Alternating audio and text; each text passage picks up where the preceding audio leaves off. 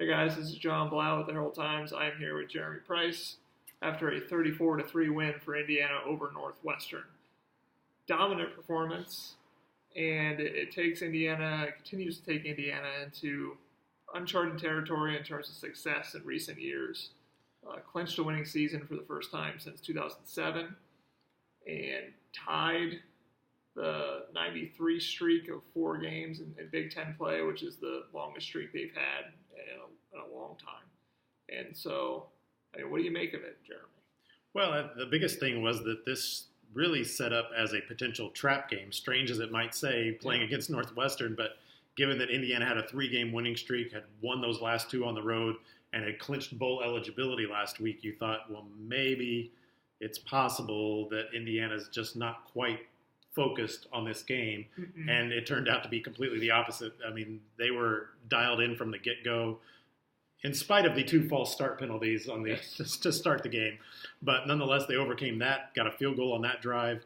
First play of the Northwestern drive, forced fumble. Then Indiana cashes that in for a touchdown, and it was pretty much just on from there, that just on the gas pedal and never let up. Yeah, so I guess just touch on some of the main points. Michael Penix did play. I guess if you guys were watching the game, you know that. Good news. Good news, bad news is he got hurt again. So we don't – yeah, that's kind of the reaction probably of the fan base. It's just lots of excitement for this guy because he has all the potential and talent in the world. You see it. Yeah. The out throws he was hitting was on point when he was in the game. But, and I will say, I mean, it's hard to say because by the time Peyton Ramsey came into the game, Indiana was up 3 touchdowns and, things were pretty well in hand. So obviously Indiana didn't need to be super aggressive or anything. But it felt like, at least at the outset, that Michael Penix was just what Indiana needed, just that rifle arm to get the ball out quick and hit some of those quick outs and those passes that are his strength, I think, is what really kind of got things loosened up for this Indiana offense. It's not to say Indiana wouldn't have moved the ball and wouldn't have scored points with Peyton Ramsey at quarterback, but just the way they did it at the outset of this game, it was tailor-made for Michael Penix. Right. So, again, we're going to continue to be in a situation where we're asking questions about Michael Penix and his availability. Probably we are going into a bye week, so that gives a couple weeks of whatever it is, because the chances we get a lot of details is probably pretty low. Yeah, we have no idea. Yeah, but could be a recurring, could be something entirely new. Right. So that's a main storyline that came out of this game. But then another one's takeaways. They were talking about it earlier in the season, weren't getting a ton of them. They obviously came into the year with that huge turnover streak, and then it was snapped and against Eastern Illinois. Yeah. And which was a weird game for it to be snapped. But then they get 3 turnovers in the first half in this game from the defense. You got that Taiwan Mullen strip. Just the freshman corner has been great this year. Just to come in as a freshman, take over a starting spot, be in that position where Aiden Smith is running down the right sideline, and it looks like, oh no, like the defense is going to give up some gashes to these guys. And he said on film that they watched Aiden Smith, and the way he was holding the ball was real loose, and he didn't even think about tackling him. It was just take the ball. Yeah. And it worked out. Taiwan Mullen gets that one. They go and they score off of that short drive, up 10-0. And then another fumble forced by Cam Jones, 3rd forced fumble of the year. And then Taiwan Mullen recovered it, gets on the ball. And so those turnovers were just huge. And then even the one going into half, I mean, it didn't – I asked Tom Allen about it after the game, because it didn't actually lead to any points or anything. But the way they went off the field with Lance Bryant holding that football in his hand and just running into the locker room, I mean, that just gave him so much momentum, those turnovers. Yeah, it just really encapsulated the way Indiana had dominated that game to that point and continued to dominate that game.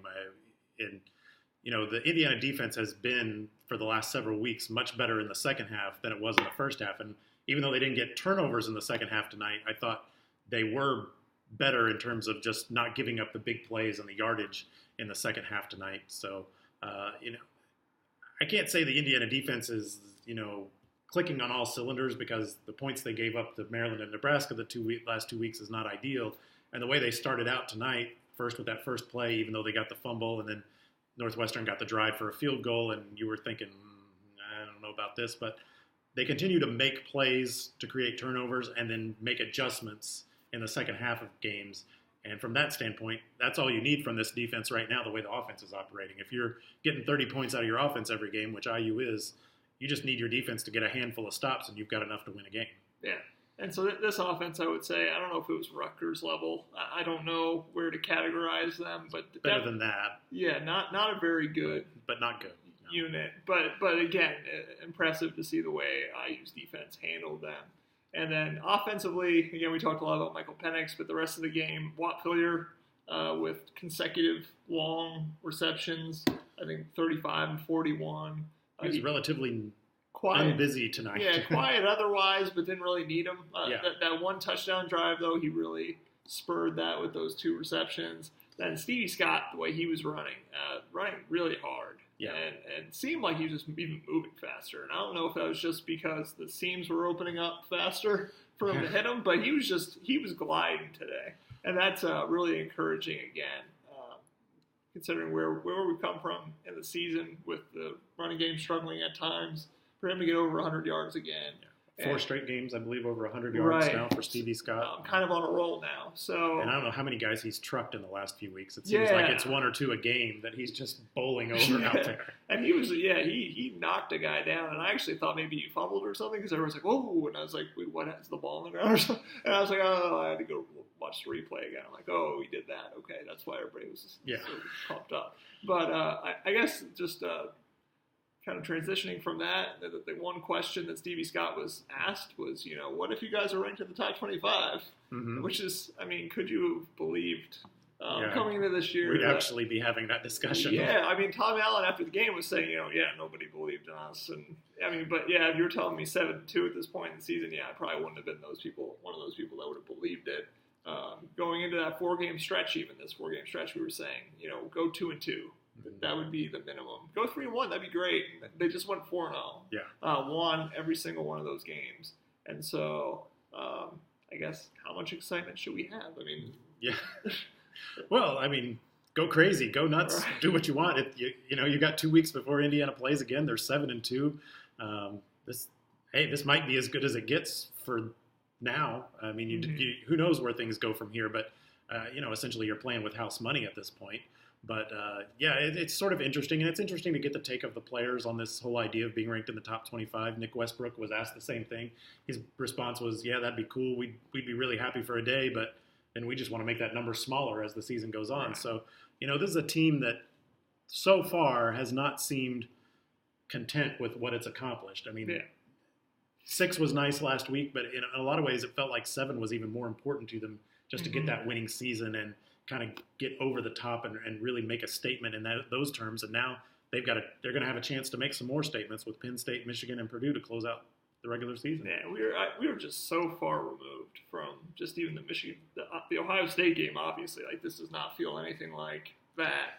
And then also, the Michigan State game and how tough that was going into that bye with that close loss. Mm-hmm. And now it feels like there's just this momentum. And again, these were games that we thought were winnable, but to take care of business and win all of them, it just seems like there's definitely a different mood surrounding this program right now. I mean, let's put it this way, that at this point, we can look back at that Michigan State game, and you can play the what-if game. What if Indiana was 8-1 and had won that game? What if there wasn't a penalty on that punt return by Walt Phillier, and Indiana goes up 2 scores and takes control of that ball game in the fourth quarter? There, or that throw that was 6 inches too long for Walt Phillier right after that punt return that could have been a touchdown, or Indiana could have very easily won that game, be sitting here at 8-1, and we'd be talking about all they need is a little help from Penn State or Michigan down the stretch here to potentially be going to the Big Ten championship game. Yeah, it's nuts. I mean, it is nuts, and again, we'll have a week or so to sit on this. A couple weeks, you got to bye, and then it gets real. Yeah, you play Penn State at Beaver Stadium. Yeah, if you think you got something to prove, there you go, playing at Happy Valley. Right, and that defense is a buzzsaw. Yeah, so that team's looked really good. Right, looked really good. So got some time. They got some time, but enjoy it while it lasts. 7-2, roll with it. Yeah, if they beat Penn State, then whoa. whole world's I won't changed. make some crazy declaration on what they do if they beat Penn State because I don't. This is all because Mike Miller left the beat. We've decided this. Well, that could have something to do with it. It's possible. Yeah, but anyway, we got to get out of here because the windows are open and we're all getting freezing. very cold. We've all been faking it this entire time, just trying to not chat. So we'll see you guys later.